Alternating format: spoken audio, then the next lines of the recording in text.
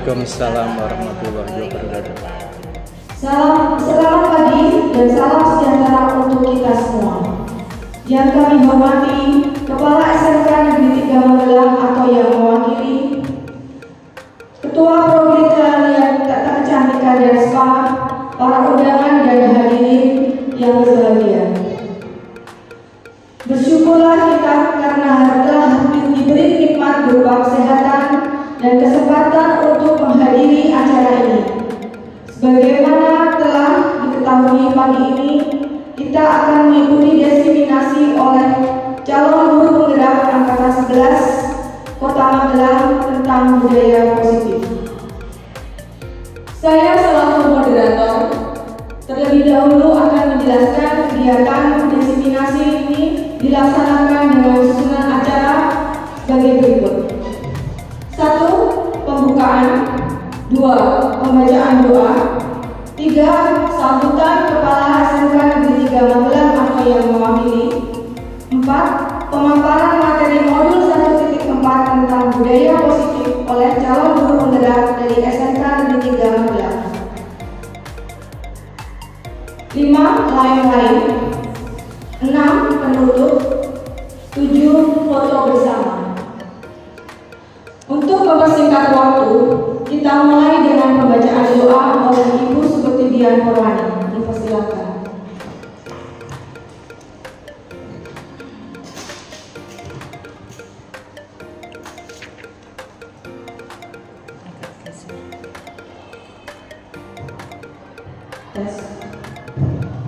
Bismillahirrahmanirrahim. Assalamualaikum warahmatullahi wabarakatuh.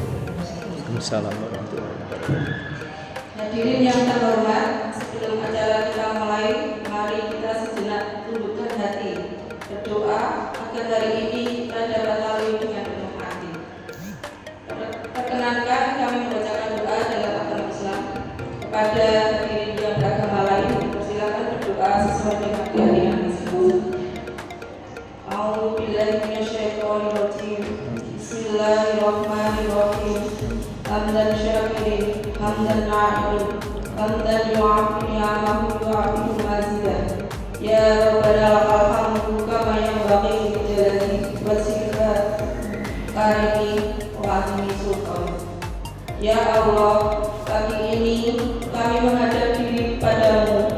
Kami dudukkan hati kami bermunajat padamu. Kami pasrahkan jiwa dan raga kami padamu. Ya Allah, hadirkanlah kehusukan dan keikhlasan dalam doa kami. Ya Allah, di dalam pengawasan-Mu, kami di pagi ini berkumpul dalam kegiatan diseminasi disiplin positif di sekolah. Karena itu, ya Allah, lancarkanlah dan berkahilah acara kami. Bukanlah pintu hati kami. Berikanlah pemahaman dan jalan keluar dari setiap permasalahan kami. Penuhilah pertemuan ini dengan kebaikan dari awal hingga akhir nanti. Ya Allah, Engkau adalah Roh kami, tidak ada Tuhan selain Engkau. Engkau yang menciptakan kami sebagai hamba-Mu. Jadikanlah kegiatan diseminasi ini sebagai bentuk nyata ibadah kami kepadamu. Dan kami berlindung kepadamu dari kejahatan, curangan, dan dusta yang telah kami lakukan.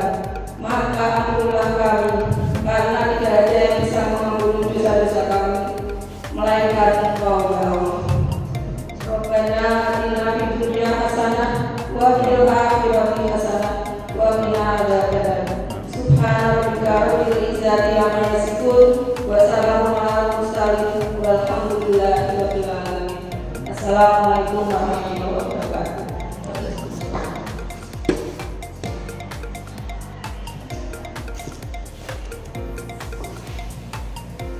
Selanjutnya sambutan dari Kepala SMK Negeri 3 Magelang atau yang mewakili oleh Bapak Heri Siswanto. Dipersilakan.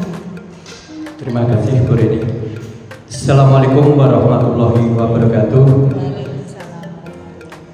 Alhamdulillahirabbil alamin wassalatu wassalamu ala asrofil anbiya'i wal mursalin wa ala alihi washabihi ajmain.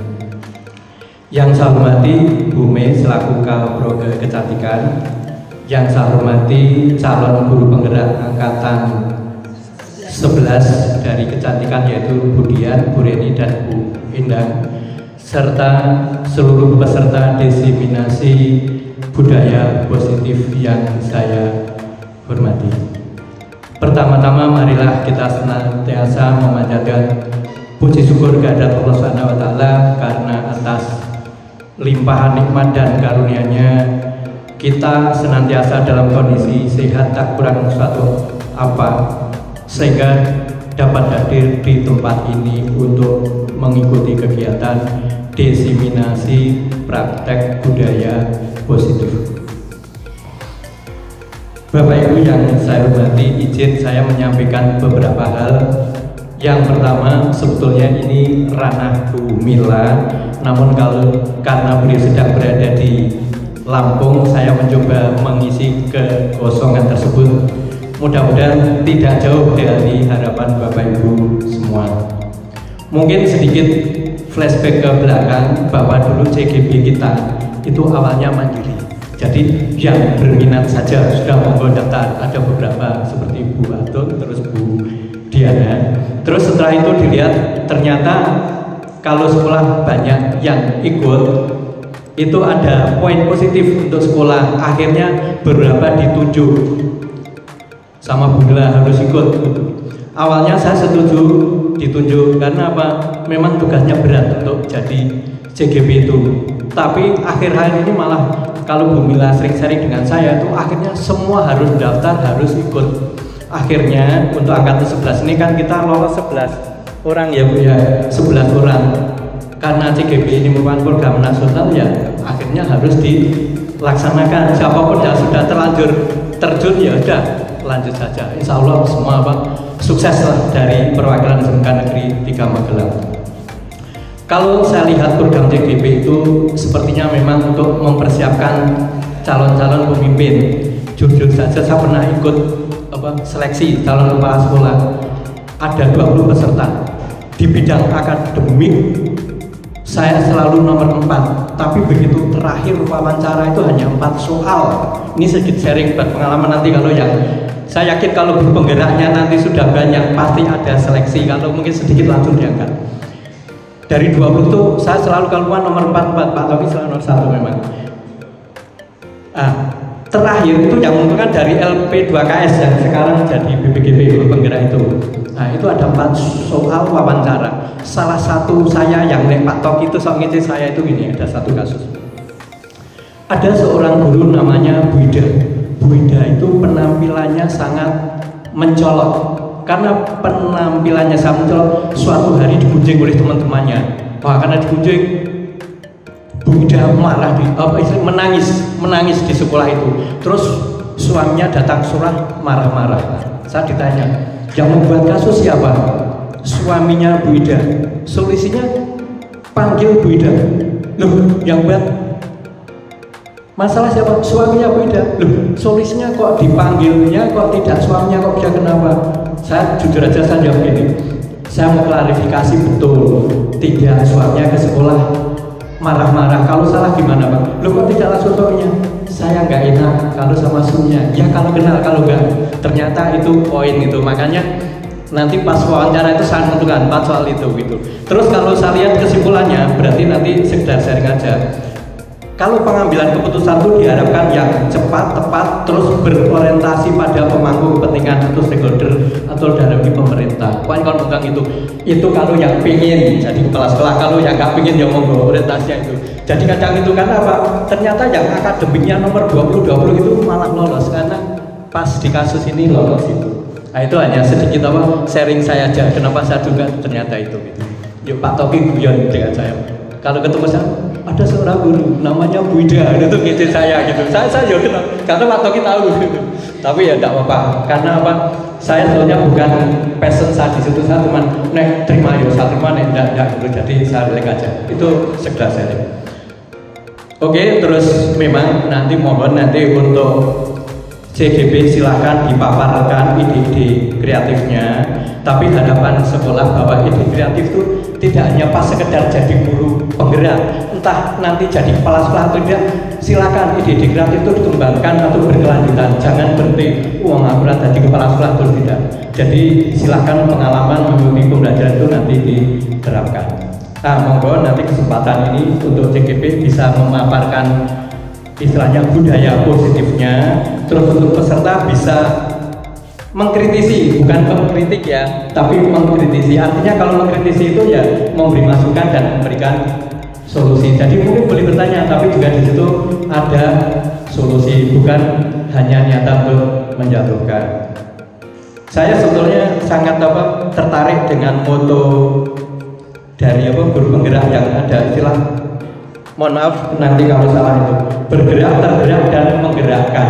Kalau kita lihat itu ada korelasi 2:1, satu untuk kita, satu untuk orang lain. Artinya kalau kita tidak bisa mengkontrol orang lain atau istilahnya meminit orang lain, minimal kita bisa memberikan suri tauladan. Jadi kan dua ada di kita, silakan berikan suri tauladan yang baik. Terus terakhir mungkin selamat berdiseminasi berbagai budaya positif. Semoga acara lancar dan ini bisa berdampak terhadap prestasi dan kemajuan sekolah. Saya kira itu saja yang bisa saya sampaikan. Saya akhiri. Billahi taufiq wal hidayah. Wassalamualaikum warahmatullahi wabarakatuh. Baiklah, kita mulai saja sesi yang ketiga dengan mendengarkan bersama materi dari Ibu Endang Tripamulasi tentang budaya positif. Untuk Bu Endang Tripamulasi dipersilakan. Assalamualaikum warahmatullahi wabarakatuh. Selamat pagi semuanya. Terima kasih saya ucapkan kepada Ibu, Bapak Guru yang sudah hadir di sini untuk mengikuti diseminasi budaya positif. Tugas kami aksi nyata pada 21.4 sebagai tugas untuk calon pembelajar. Baik, dalam kesempatan kali ini, perkenalkan saya Endang Tripamulasi. Saya mengajar di SMK Negeri 3. Saya akan memaparkan sedikit tentang budaya positif. Seperti kita ketahui semuanya bahwa untuk budaya positif adalah nilai-nilai keyakinan dan kebiasaan di sekolah yang berpihak pada murid agar murid dapat berkembang menjadi pribadi yang kritis, penuh hormat, dan tanggung jawab.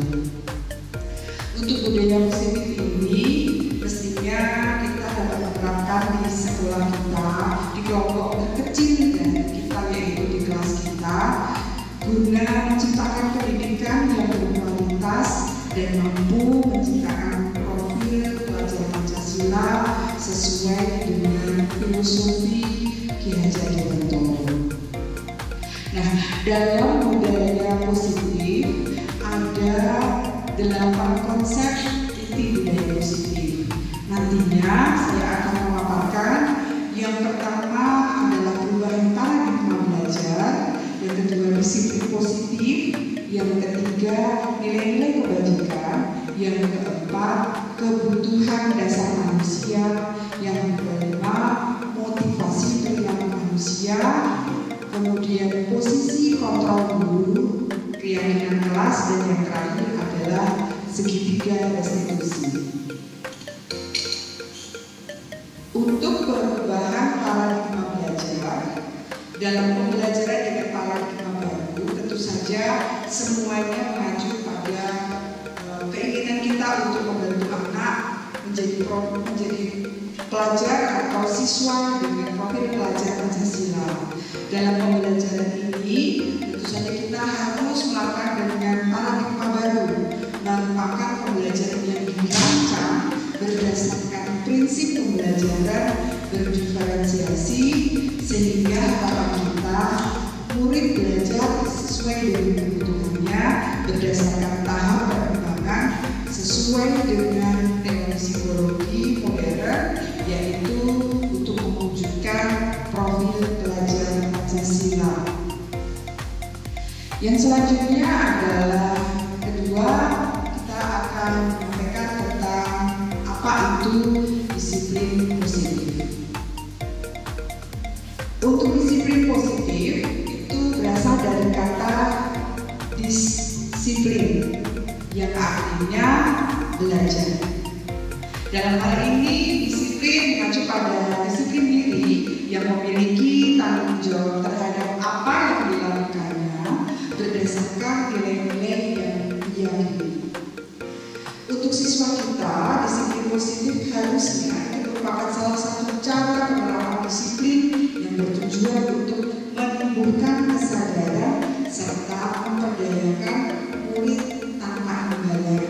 Nah, itu adalah tugas kita Bapak Ibu Guru, bahwa kita sudah harus membiasakan, mulai membuat budaya baru untuk anak-anak kita berupa disiplin positif. Sebagai pendidik, tentu saja kita mempunyai tujuan, yaitu menciptakan murid yang memiliki disiplin diri, sehingga murid berperilaku mengacu pada nilai-nilai kebajikan universal dan memiliki motivasi intrinsik dalam perubahan perilaku ke arah yang lebih baik. Yang ketiga adalah nilai-nilai kebajikan. Jadi di sini ditampilkan tentang contoh nilai kebajikan berupa kebajikan untuk institusi atau organisasi, di mana untuk profil pelajar Pancasila kita mengutamakan yaitu beriman dan bertakwa pada Tuhan Yang Maha Esa serta berakhlak mulia, berkebinekaan tunggal, gotong royong, mandiri, kreatif, dan bernalar kritis. Dalam profil pelajar Pancasila ditekankan beriman bertakwa karena harapan kita dengan generasi muda sekarang untuk penanaman akhlak kemudian bertakwa ini utama, karena nanti seiring waktu dengan zaman yang sudah sangat sudah banyak sekali hambatan, banyak sekali hal-hal yang kurang sesuai dengan pendidikan. Iman ini adalah dasarnya, kuncinya. Nah, kemudian dengan macam-macamnya ragam yang ada di Indonesia, keragaman dari sikap sifat anak-anak kita, tentunya ini juga menjadi PR untuk kita untuk membentuk anak-anak kita mau saling peduli, bergotong royong, sehingga nantinya harapannya anak-anak kita mampu mandiri dan mempunyai nalar yang kritis, kreatif, dan kemudian anak kita menjadi anak yang memiliki profil pelajar Pancasila. Kemudian yang selanjutnya menurut Ibu Primary Program, kita juga harus memberikan tentang toleransi, ada rasa hormat, integrasi, mandiri, menghargai, antusias, empati, keingintahuan, kreativitas, serta kerjasama, percaya diri, dan komitmen. Nah, anak-anak kita tentu saja dengan budaya positif ini harapannya mampu melakukan hal tersebut. Yang terakhir adalah tentang keterampilan atau hidup life skill, di mana anak-anak kita diharapkan dapat percaya, lurus hati, menjadi pendengar yang aktif, tidak merendahkan orang lain, dan membagikan yang terbaik dari diri mereka masing-masing. Ini adalah sasaran kita untuk nilai kebajikan dari institusi untuk sekolah. Yang keempat dalam budaya positif, kita tahu ada kebutuhan dasar manusia. Kebutuhan dasar manusia adalah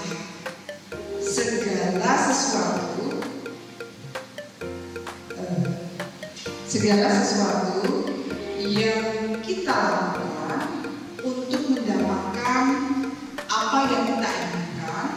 Seluruh tindakan yang kita lakukan itu mempunyai tujuan tertentu, dan semua usaha terbaik yang kita lakukan adalah dalam rangka agar kebutuhan dasar kita terpenuhi dengan baik.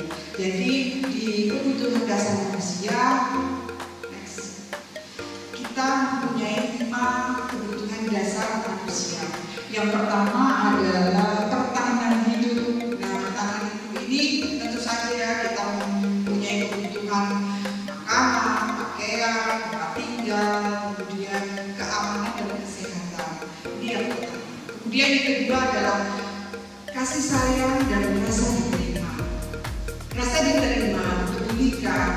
berbagi kerjasama menjadi bagian dalam kelompok.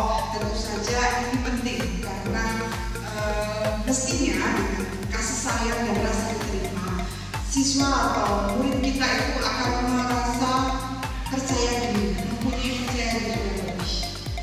Yang selanjutnya adalah penguasaan. Dalam penguasaan, harga diri, keinginan untuk dianggap, memimpin, berprestasi, diakui dan didengar. Nah, kebutuhan ini juga harus dimiliki karena tanpa ini anak-anak kita tidak akan mempunyai motivasi, tidak akan mempunyai mimpi. Kenapa seperti itu? Di sini di penguasaan ini harapan kita, siswa kita, murid kita itu berprestasi, dapat diakui dan didengar. Dengan mempunyai rasa tersebut sebagai kebutuhan dasar, siswa kita akan memacu diri mereka untuk menjadi yang lebih baik, yang menjadi yang terbaik. Yang selanjutnya adalah kebebasan. Dan kebebasan di sini ada meliputi mandiri, memiliki pilihan, mencoba hal baru, mampu mengendalikan arah diri. Jadi kita harus mengajak anak supaya anak itu mempunyai kemandirian. Mereka mempunyai pilihan, mereka berhak mendapatkan hal baru sehingga mereka akhirnya menentukan arah diri. Dan yang kelima dari kebutuhan dasar manusia adalah kesenangan, bermain, humor, antusiasme, tertawa. Ini kan merupakan keseharian dari mereka, di mana hal tersebut dapat memacu untuk prestasi dan kehidupan mereka supaya lebih bahagia. Yang selanjutnya, di sini kita dapat mengubah paradigma stimulus respon ke pendekatan teori kontrol. Nah, di dalam stimulus respon teori kontrol itu meliputi dua. Yang pertama, stimulus respon terhadap dunia. Yang selanjutnya, yang kedua adalah teori kontrol tentang dunia. Kalau kita melihat respon tentang dunia, yang pertama itu ada realitas atau kebutuhan kita bersama. Sedangkan untuk kontrol tentang dunia, realitas, kebutuhan tentu saja akan berbeda. Setiap orang kan mempunyai keinginan, mempunyai harapan, kebutuhan yang berbeda. Nah, yang stimulus respon tentang dunia selanjutnya adalah bahwa semua orang melihat itu dengan hal yang sama. Akan tetapi ketika kita melihat teori kontrol tentang dunia, tentu saja setiap orang akan memiliki gambaran yang berbeda. Tidak bisa kita menyamakan satu siswa kita dengan kacamata yang sama, dengan pola pandang, dengan pola pikir yang sama. Yang selanjutnya adalah kita mencoba mengubah agar berpandangan sama dengan kita. Ini kan tidak bisa kita lakukan. Sedangkan ketika kita melihat teori kontrol tentang dunia, tentu saja kita berusaha memahami bahwa pandangan orang lain tentang kita akan sangat beragam.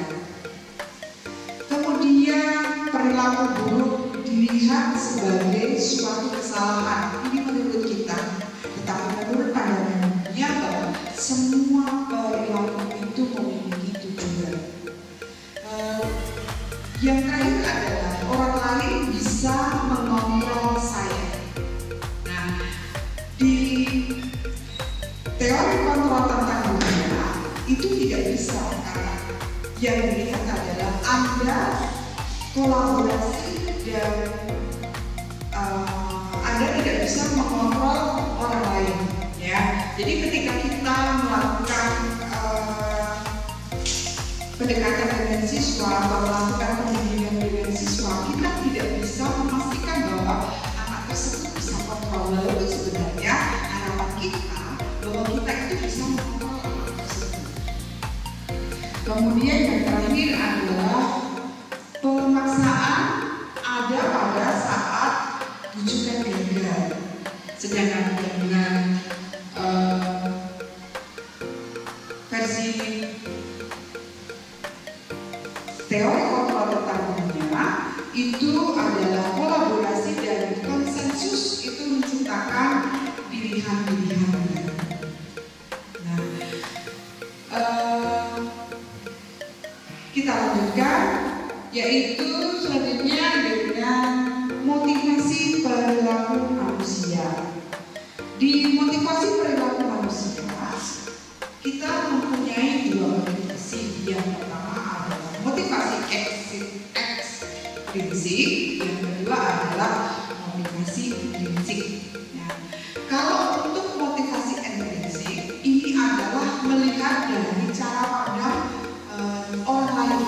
Jadi memikirkan bahwa untuk menghindari ketidaknyamanan dan hukuman dia akan melakukan sesuatu, atau untuk mendapatkan imbalan atau penghargaan dari orang lain dia akan melakukan sesuatu, mengikuti aturan, mengikuti tata tertib dengan berdasarkan dua motivasi ekstrinsik tersebut.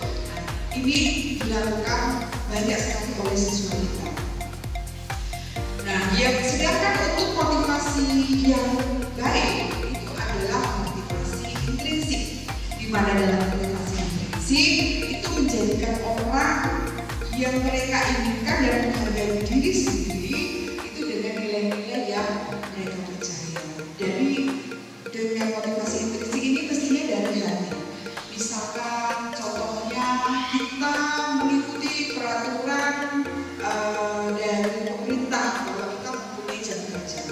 Kalau kita mempunyai motivasi dari diri kita sendiri, mengikuti motivasi intrinsik, mestinya kita mempunyai pandangan bahwa ketika kita melakukan atau terlambat sekolah, ya, terlambat masuk mengikuti jam aturan sekolah, dan tentu saja kita berpikiran bahwa kita akan merencanakan ketika berangkat sekolah, ketika melakukan aktivitas awal itu diawali karena ingin menghargai diri sendiri. Selain itu juga ingin menyiapkan atau membuat rencana untuk kegiatan sehari-hari. Nah, motivasi ini akan sangat berbeda dengan motivasi ekstrinsik. Ya, jadi keduanya ini merupakan kebutuhan dasar dari budaya sendiri. Yang selanjutnya ada 3 motivasi perilaku manusia yang kita ketahui bersama. Yang pertama adalah hukuman, yang kedua adalah konsekuensi, yang ketiga adalah restitusi. Dalam hukuman itu mestinya tidak terencana, jadi terjadi secara tiba-tiba. Murid tidak tahu apa yang akan terjadi dan tidak dilibatkan. Kemudian cenderung bersifat satu arah berupa hukuman fisik atau psikis. Konsekuensinya itu terencana, disepakati sesuai peraturan. Murid tetap dibuat tidak nyaman, kemudian mempunyai sikap guru yang selalu memonitor murid. Yang terakhir adalah restitusi, proses menciptakan kondisi bagi murid untuk memperbaiki kesalahan, kemudian proses kolaboratif yang mengajarkan untuk mencari solusi sendiri. Dalam budaya positif yang lainnya, yang keenam adalah posisi kontrol guru. Tentu saja posisi kontrol guru ada beberapa hal yang menjadi kita sebagai guru itu berada dalam posisi pertama adalah penghukum, yang kedua pembuat merasa bersalah, kemudian teman, pemantau, atau manajer. Nah, di posisi tersebut ada next.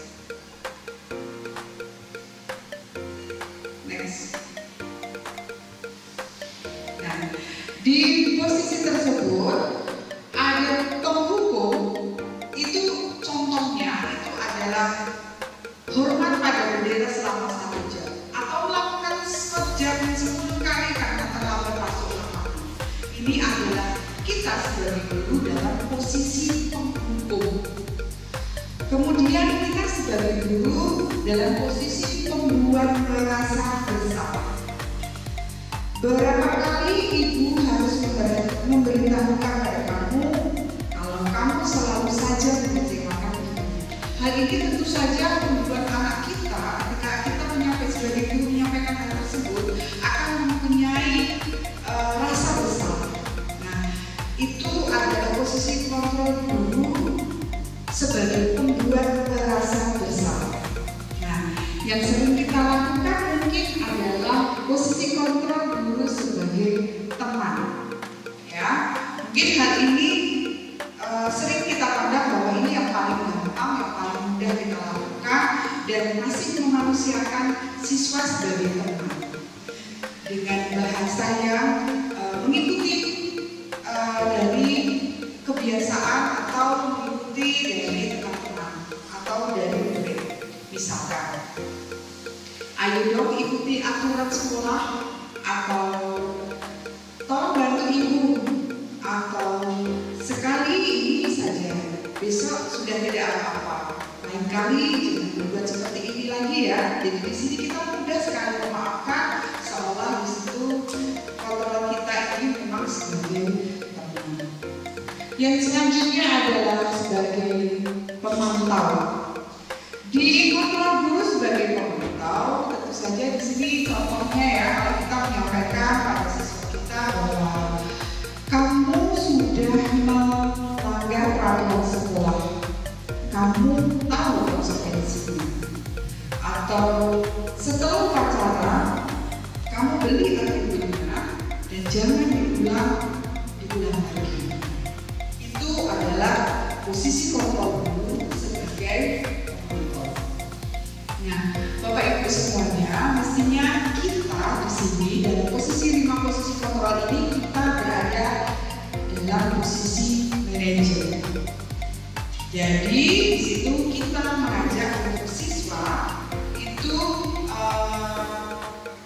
memanajer atau manajer mereka sehingga mereka sadar apa yang harus dilakukan dan tindakan apa yang akan mereka lakukan.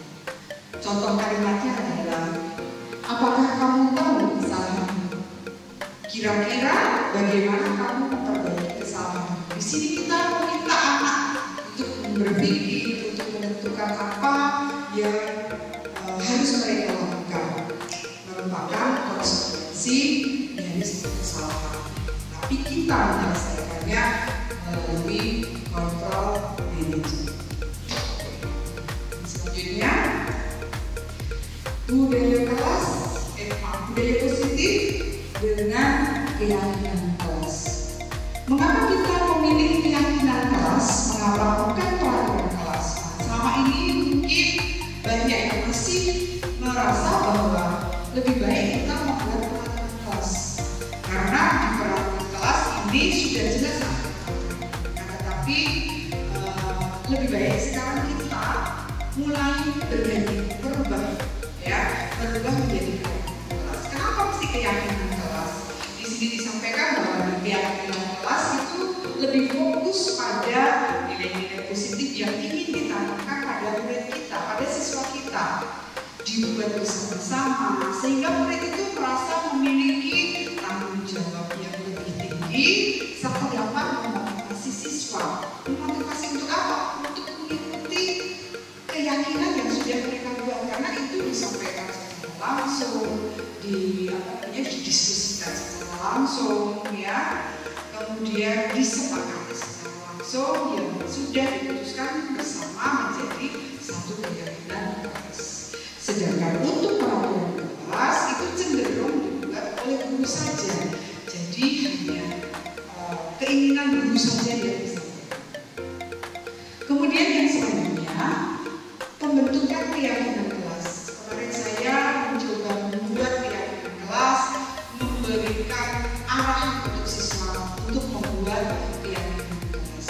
Keyakinan kelas ini bersifat abstrak, berupa pernyataan universal, dibuat dalam pernyataan positif, sedikit saja kalimatnya, tapi mudah dikenal oleh mereka.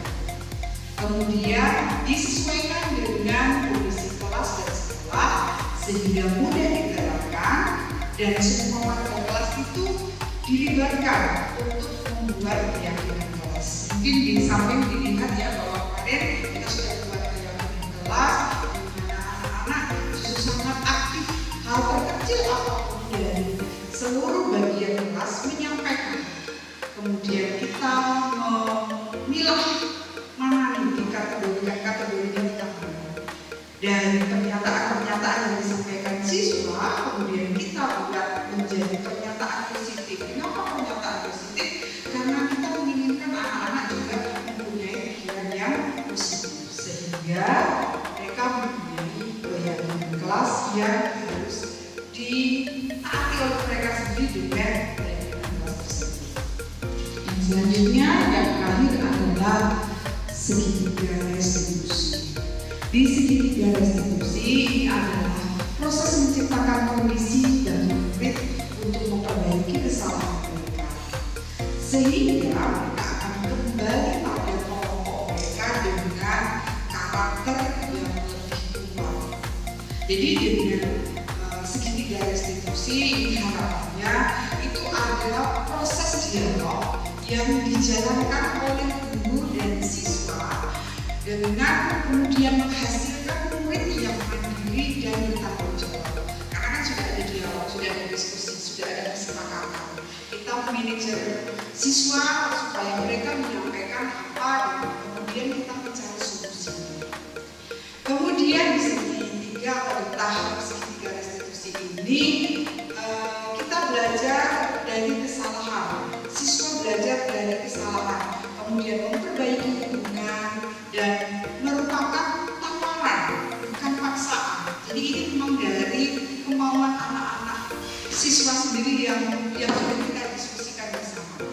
Kemudian kita sebagai guru itu menuntut dan melihat di dalam diri, kemudian fokus pada karakter, fokus pada solusi.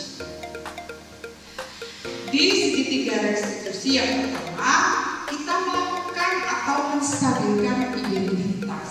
Jadi di sini berdasarkan prinsip membuat kesalahan adalah bagian dari proses pembelajaran. Jadi dalam membuat kesalahan itu sebenarnya adalah proses pembelajaran. Nah, bagaimana sikap kita? Di sini ada sikap kita atau apa? Yang pertama, berbuat salah itu wajar. Ya wajar itu merupakan proses. Yang kedua, tidak ada manusia yang sempurna. Yang ketiga, ibu atau bapak mungkin juga pernah melakukan itu. Yang keempat, ibu atau bapak tidak mau mencari siapa yang salah, tapi ingin mencari solusi dari permasalahan ini. Ini merupakan ciri dari menstabilkan identitas. Yang selanjutnya adalah validasi tindakan yang salah. Berdasarkan prinsip setiap perilaku berupa memenuhi suatu kebutuhan tertentu. Kita dapat melihat bahwa kamu pasti punya alasan mengapa melakukan hal tersebut. Ini kita pada siswa kita. Atau padahal kamu bisa melakukan yang lebih baik, lebih buruk dari itu. Misalkan seperti itu. Atau kamu patut bangga karena telah melindungi sesuatu yang penting buatmu. Kamu melakukan karena mempertanyakan sesuatu yang penting bagi kamu. Jadi ini merupakan validasi tidak ada masalah. Ya, ini kacamata ini biasanya ada pada siswa kita. Kita berusaha untuk yang terakhir adalah menanyakan keyakinan. Berdasar prinsip teori kontrol, bahwa dasarnya kita termotivasi secara intrinsik. Apa keyakinan kita? Nilai-nilai apa yang telah disepakati bersama? Seperti apa gambaran sebuah kelas yang ideal untuk kamu? Dan kemudian kamu ingin menjadi seorang seperti itu. Nah, dari tiga hal tersebut, harapan kita dari tindakan yang sudah kita lakukan melalui segitiga restitusi, kita akan menemukan solusi dari permasalahan yang ada pada anak didik. Selanjutnya adalah bentuk. Jadi kita tadi sudah membahas 8 hal tentang budaya positif yang harus kita lakukan di sekolah kita. Dalam penerapan program disiplin positif, budaya positif, hendaknya guru memiliki standar kepribadian profesional dan sosial yang baik, di mana guru mampu merefleksikan dirinya dalam posisi kontrol saat ini. Bagaimana perjalanan dirinya sebagai among atau manajer yang menuntut siswa atau murid-muridnya menjadi insan yang mandiri, merdeka, bertanggung jawab. Baik, saya rasa sekian yang saya paparkan. Terima kasih Bapak Ibu. tulus harapan saya Bapak Ibu mulai berusaha belajar untuk melakukan budaya positif di sekolah kita atau di lingkungan terkecil kita, yaitu di kelas kita. Terima kasih atas waktunya. Assalamualaikum. Baiklah Bapak Ibu, terima kasih atas paparannya yang sudah disampaikan oleh Ibu Weri Makarena, Ibu Subtidian Nurani, dan Ibu Endang Tripanawasih. Terima kasih kepada seluruh Bapak Ibu yang telah menghadiri desiminasi modul 1.4 budaya positif yang disampaikan oleh CGP Angkatan 11 SMK Negeri 3 Magelang. Hadirin sekalian, dari paparan yang telah disampaikan dapat kita simpulkan bahwa budaya positif memiliki peran yang sangat penting dalam pengembangan karakter siswa di era milenial sekarang ini.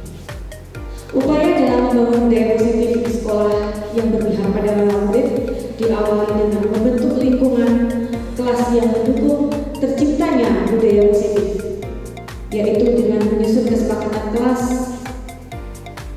yang efektif dan membantu dalam pembentukan budaya disiplin positif di kelas dan di sekolah. Hal ini juga dapat membantu proses belajar mengajar yang lebih mudah dan tidak menekan. Seringkali permasalahan dengan murid berkaitan dengan komunikasi antara murid dengan guru, terutama ketika murid melanggar suatu aturan dan alasan tidak mengetahui adanya aturan tersebut. Saya ucapkan terima kasih kepada seluruh peserta dan perhatiannya atas antusiasnya selama mengikuti desiminasi ini. Semoga desiminasi ini mendatangkan manfaat bagi kita semua. Terima kasih. Wassalamualaikum warahmatullahi wabarakatuh.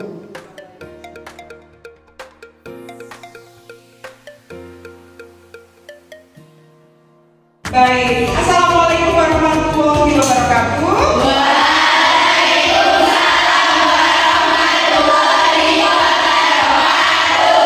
Selamat pagi semuanya.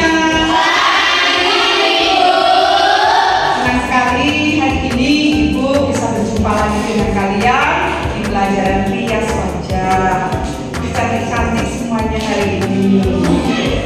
Oke, sebelum kita mengawali pembelajaran kita untuk pelajaran rias wajah, ada hal yang harus kita lakukan, yaitu kita akan membuat suatu kesepakatan atau keyakinan kelas. Siapa yang sudah tahu maksud dari keyakinan kelas? Yuk, apa Mbak keyakinan kelas itu? Keyakinan kelas yaitu hal yang harus disepakati kelas. Bagus, tepuk tangan untuk teman-teman. Kemudian ada yang mau menyampaikan tentang keyakinan kelas lainnya? Ya silakan Mbak. Oke, apa Mbak Zara? Yang harus ditaati. Peraturan yang harus ditaati. Tepuk tangan.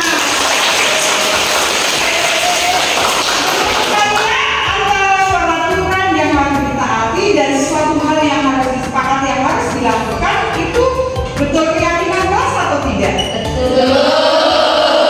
Baik, saya rasa kalian paham tentang apa itu keyakinan kelas. Nah, hari ini tugas kita semua kita akan membuat apa itu tentang keyakinan kelas yang nanti akan menjadi aturan untuk kalian yang disepakati secara bersama ya.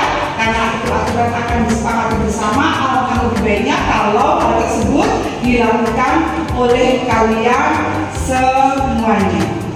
Untuk membuat kesepakatan kelas ini, saya akan meminta tolong ke kalian ya. Silahkan kalian menuliskan apa saja yang menurut kalian nantinya akan kalian buat sebagai kesepakatan atau keyakinan kelas. Ya, Ibu akan membagikan kertas di mana nanti kalian bisa menuliskan semua hal satu saja yang menurut kalian itu bisa menjadi keyakinan kelas untuk kalian. Nanti setelah selesai kalian menulis ya, silahkan nanti bisa menempelkannya di papan tulis. Bisa ya? Bisa. Baik, ini Ibu bagikan, bisa untuk ke belakang dibagikan Mbak.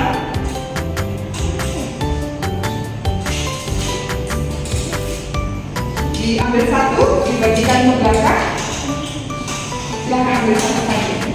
Oke, Mbak cantik semuanya, silakan kalian tulis kesepakatan kelas atau keyakinan kelas yang nantinya akan menjadi keyakinan untuk kelas kita semuanya. Ya, silakan.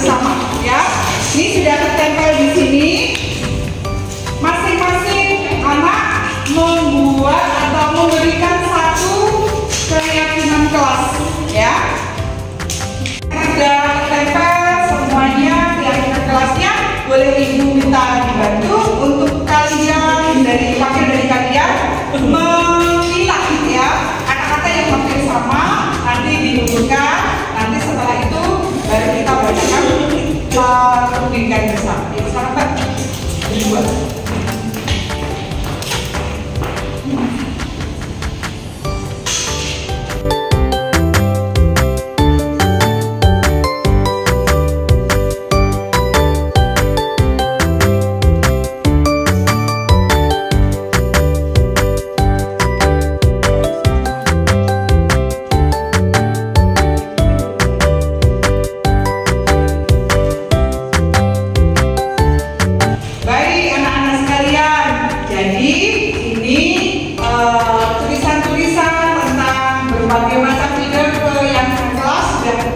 Dipilah-pilah oleh teman kalian berdua, Keira dan Nabila ya.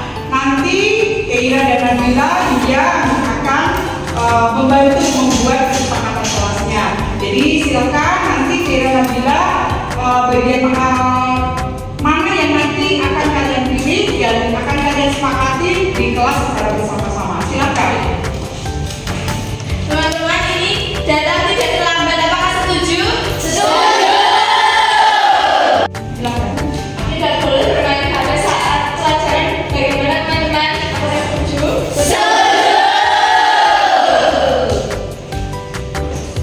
Tidak boleh berkata kasar. Apakah setuju? Setuju. Membuang sampah pada tempatnya. Bagaimana? Setuju.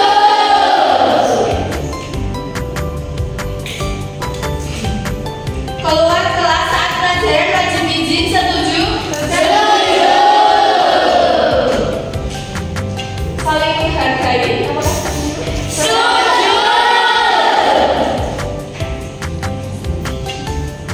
Diberikan kelas sesuai jadwal. Apakah setuju? Setuju. Teman-teman, ini semua adalah keyakinan kelas yang sudah kita sepakati. Setuju? Setuju. Baik, terima kasih. Silakan duduk ke tempat duduk kalian masing-masing. Terima kasih, Bu. Ya. Jadi ini kita sudah menemukan keyakinan kelas, kita sudah menyepakati, jadi kita juga harus melaksanakannya. Setuju semuanya? Baik, nanti silakan sekretaris kalian membuat satu bagan di mana isinya adalah masing-masing keyakinan kelas yang sudah kalian sepakati. Silakan nanti ditempelkan di tembok kelas sebagai pengingat aturan yang sudah kalian sepakati bersama menjadi satu keyakinan kelas. Baik anak-anakku semua, karena untuk keyakinan kelas sudah kita buat dan kita bekerja sama